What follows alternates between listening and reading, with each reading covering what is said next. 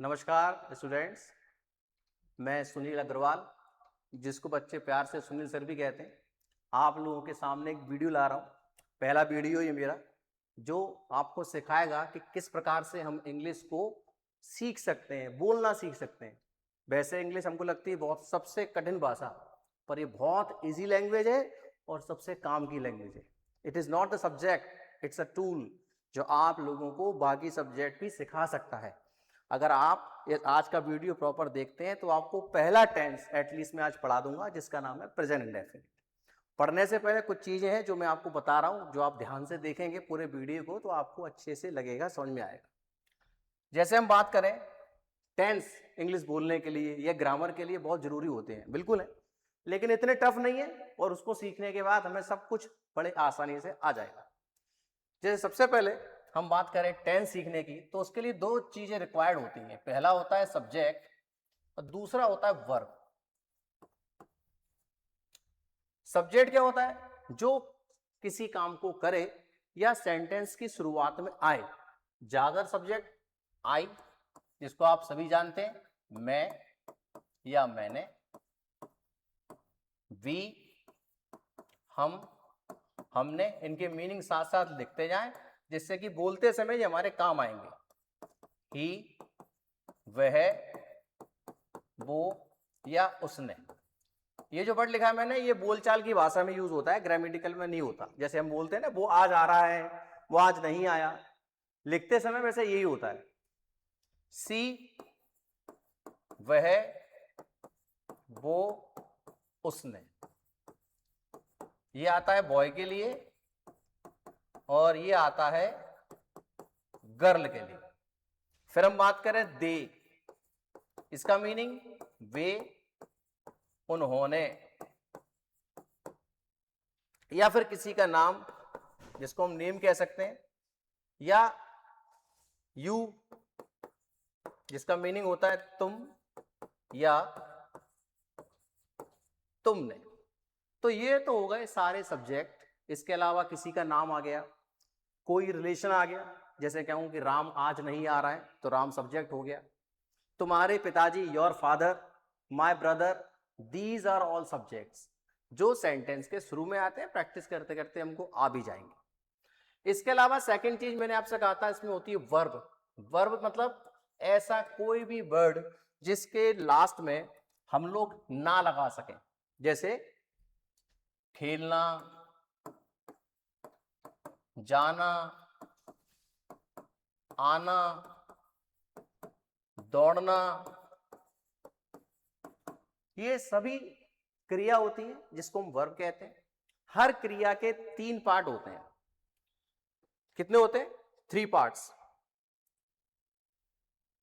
जैसे अगर मैं बात करूं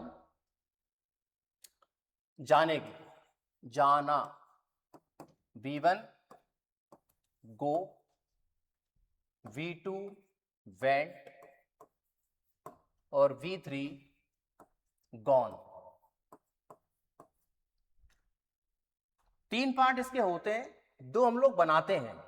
कौन से वाले?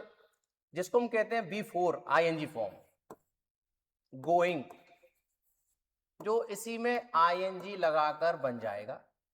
और एक और होता है जिसमें S और ES लगाकर बना देते हैं, वो हो जाता है गोज। तो हर क्रिया के 3 फॉर्म होते हैं, 2 हम बनाते हैं, तो टोटल क्रिया के फॉर्म हुए 5। अगर आपसे पूछे कितने फॉर्म्स होते हैं, तो 3 नहीं बोलना है, 5 बोलना है, क्योंकि 3 इसके एक्चुअल होते हैं, 2 ड्राइव किए जाते हैं। ड्राइव में इसको हम बोलते हैं B4 और इसको B5। तो टोटल नंबर ऑफ फॉर्म्स कितने हो गए हमारे पास? 5। 3 होते हैं। इनको हमको ऑलमोस्ट याद करना पड़ता है, जैसे वर्ड मीनिंग करते हैं। इसकी शीट आप लोगों को दे दी जाएगी, मैं भेज दूंगा, आप लोग डिस्क्रिप्शन में या लिंक में आपको शेयर कर दी जाएगी।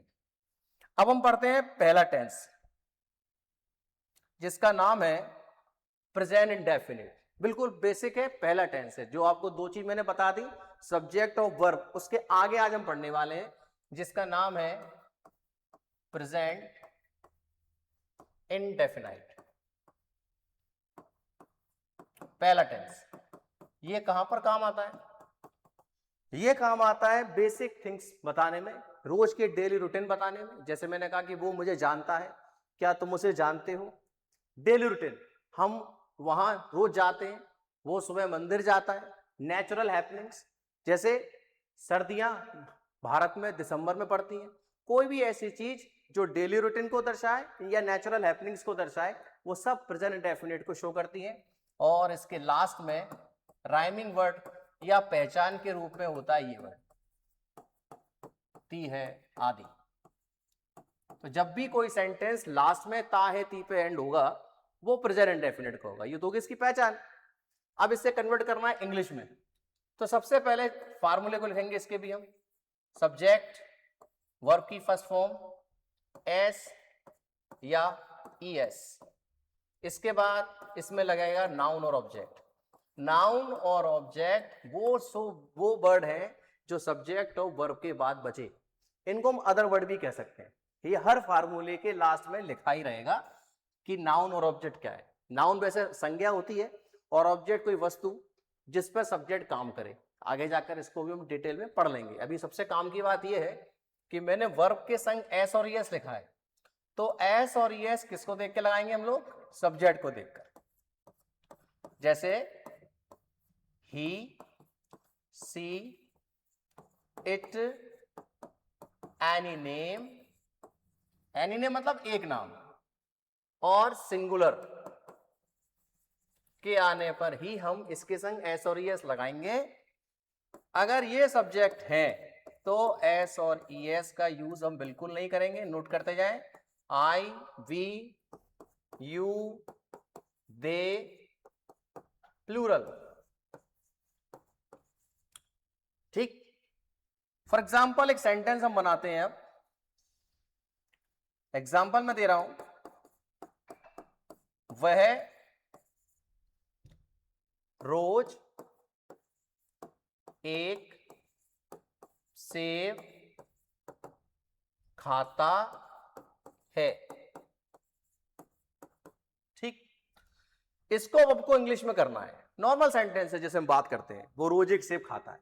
तो सबसे पहले आखिरी का वर्ड ता है, इट शोज कि ये प्रेजेंट इंडेफिनिट का है। इसके बाद इसको इंग्लिश में कन्वर्ट करने का फार्मूला। सबसे पहले फार्मूले में लिखा है सब्जेक्ट। सब्जेक्ट इसमें क्या लिखा है? वह को हम पहले ही पढ़ चुके हैं, ही कहते हैं। इसके बाद फार्मूले में लिखा है वर्ब की फर्स्ट फॉर्म। वर्ब इसमें क्या है? खाता। मैंने आपको भी बताया भी था, जिस वर्ड के लास्ट में ना लगा सके वो वर्ब है। खाना, पीना, दौड़ना। और खाने को इंग्लिश में कहते हैं ईट, जो हमें याद करना होगा, शीट में आपको भेज दूंगा। इतना लिख लिया। उसके बाद फार्मूला कहता है इसके संग एस या ईएस लगाएं। As I told you, S और ईएस लगाने से पहले हमें वो सब्जेक्ट देखना है। सब्जेक्ट हमारा क्या है यहाँ पर? ही। इसका मतलब एस या ईएस में से कोई एक चीज है जो इसमें लगेगी। मैंने इसमें लगा दिया एस। पर कंफ्यूजन ये होगा कि ऑप्शन तो हमारे पास एस और ईएस दोनों थे, फिर मैंने एस क्यों लगाया, ईएस क्यों नहीं लगाया? उसका भी तरीका बता देता हूं। जब भी ऐसी कंडीशन आए तो लास्ट का लेटर देखते हैं वर्ब का।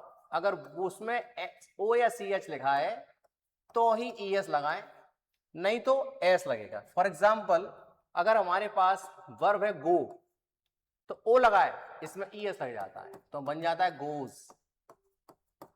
Catch, ES, catches.